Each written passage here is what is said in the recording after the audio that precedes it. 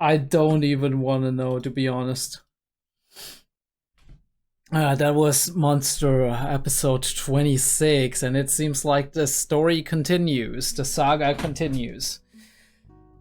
Holy shit, what am I supposed to say to this, honestly? Like, in all unbridled honesty. Johan is a monster indeed. Like, this is the first time we get a glimpse into how Johan works, right? How he spins his little spider widow web, and how he's gonna probably get rid of want to get rid of, like, our Carl and Lotte too, right? Because she's involved now. I mean, all of that stuff about, like, being able to read somebody out of just looking at them, bullshit, right? Bullshit. The series is very good in displaying a couple of things very well. This is stupid. This is stupid. No professional therapist or psychologist or whatever would ever go there and be like, yeah, from my 30 years of experience as a clinical psychologist, I can tell you that this picture of this person who I've never met and never talked to, don't know anything about, he looks like somebody who would do this. Never. Right? Not even close. But yeah, let's just take that at face value. I mean, in the beginning he rejects it. He's like, I'm not a quack, right? Which is like, yeah, please. But he doesn't. He at the end, he still gives some kind of, like, assessment of the person, which I don't like. Bro is an alcoholic, but he's getting back on his case and he's smelling blood and he's like, I'm gonna get to the bottom of this. Interestingly enough, we don't know if Johan knows about him. So this could be an interesting factor in what ends up playing out, especially when it comes to, like, Carl and whatever. We'll have to see if and how this ends up for Carl and Lotte. I do hope they're gonna survive. I do hope they're not gonna die. Maybe Tenman's gonna come in at the last minute, because we do know he's on his way to München. And they're like, the police, like, we don't want to busy ourselves with stupid suicide stuff and whatever. And what am I supposed to say to that, dude? What am I supposed to say to that? Like, come on, dude.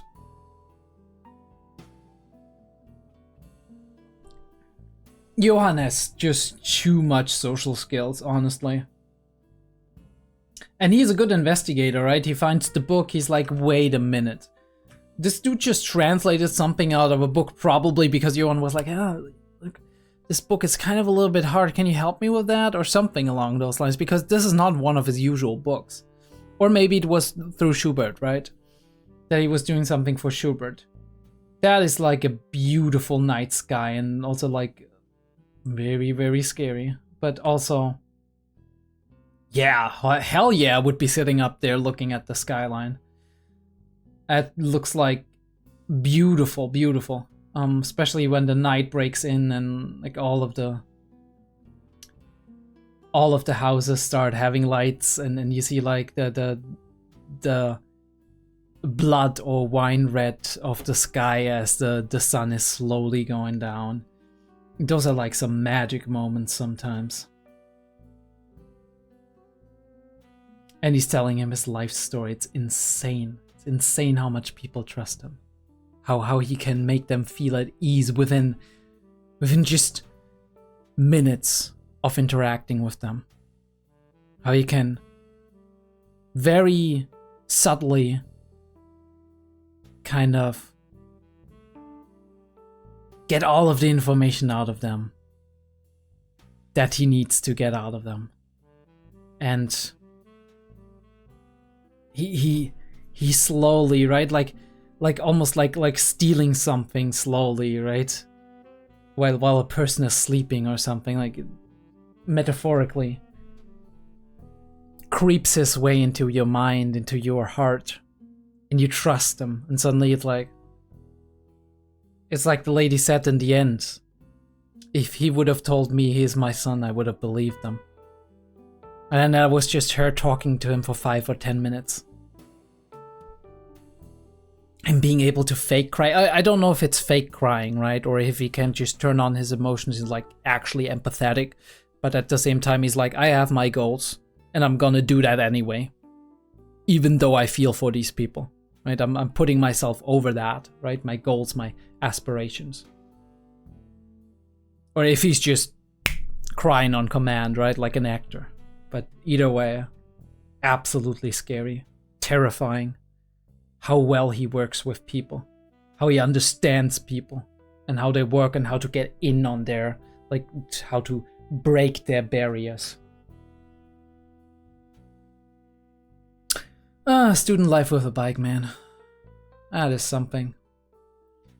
Just looking at like him being with children and being like, this is what I'm working on right now to make I'm very curious about that. Where he's like, he's not your son, and then the dude is like, there's some things you can't take back. You can't just revert these things. I guess he's warning him. He's like, look, sometimes you're getting yourself into something that you regret doing in the end.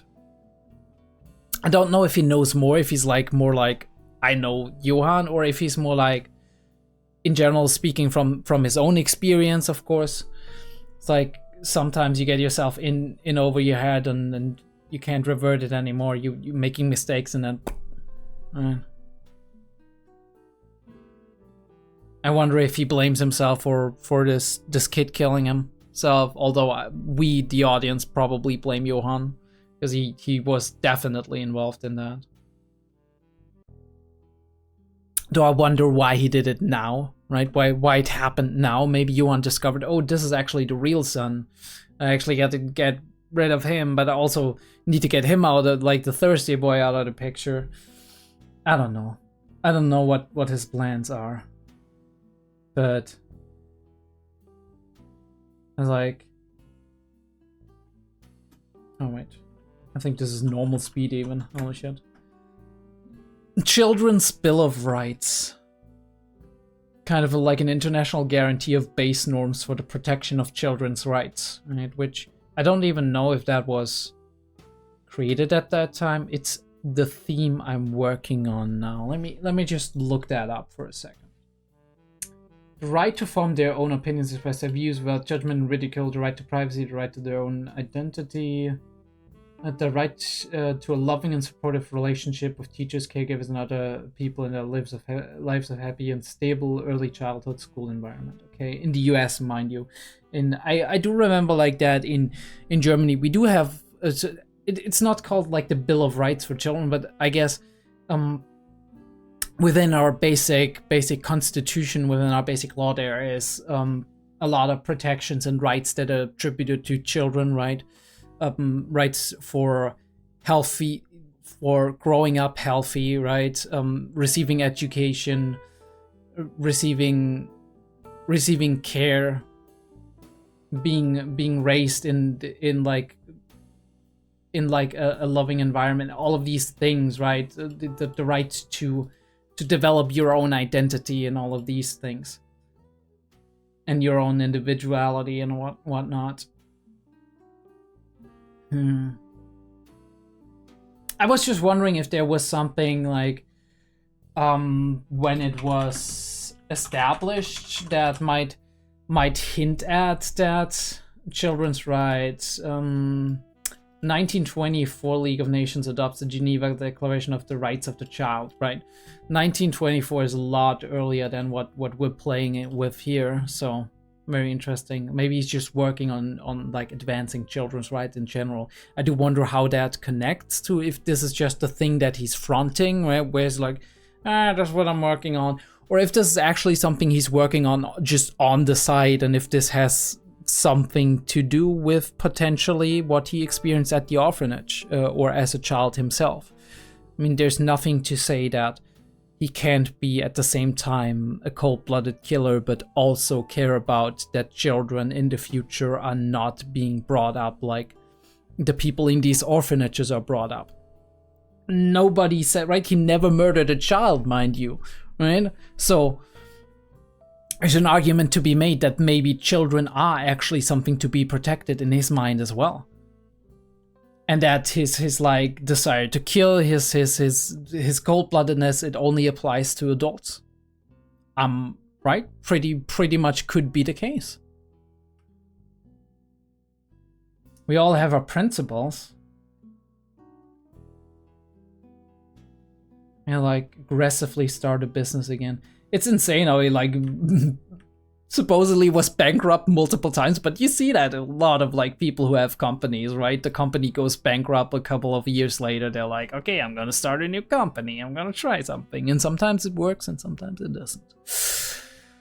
I don't know how you can come back from stuff like that, but I guess you convince the right people to give you money and invest in you and your company, and if your company then goes relatively okay, it might be a thing, right? Once you've done one startup, you can do like 30. I don't know. I don't know, man. I don't know how it works. Right. And he's sowing the seeds. He's like, he went to this place, but Johan definitely knew that it was a construction site. But I think it's insane that they're going there, and he's like, you know, at first they wanna tell him it's actually there, but then they're like feeling bad about it, and they're like, you know what?